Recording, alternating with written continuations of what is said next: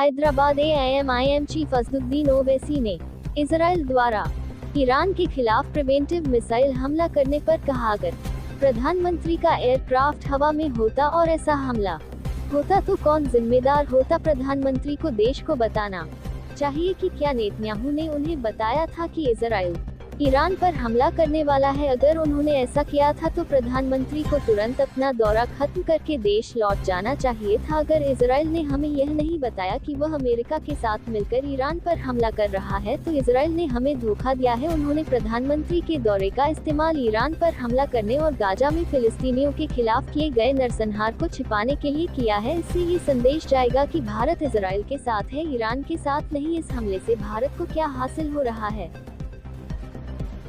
अगर वजीर आजम का एयरक्राफ्ट मिड एयर में होता और इस तरह का हमला होता तो फिर इसका जिम्मेदार कौन होते।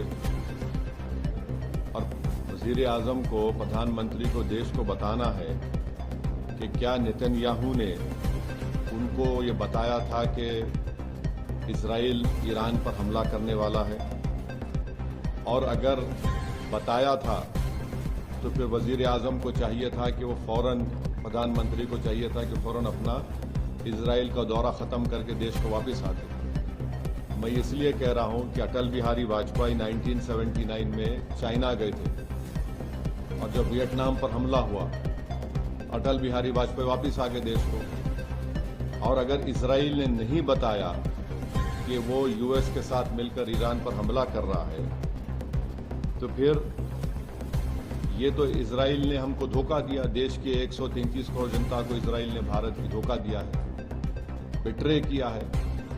उन्होंने प्रधानमंत्री के विजिट को इस्तेमाल किया है ईरान पर अपने एक वल्गर अटैक के लिए, और उन्होंने प्रधानमंत्री के विजिट को इस्तेमाल किया है ईरान पर हमला करने के लिए, और जो जेनोसाइड उन्होंने फलस्तीनियों का किया है गाजा में उसको कवर अप करने के लिए। और तीसरा, उसमें मैसेज ये जाएगा कि भारत ईरान के साथ नहीं खड़ा है, भारत इजराइल के साथ खड़ा है। और भारत को क्या हासिल हो रहा है इस हमले से, बताइए। कुछ फायदा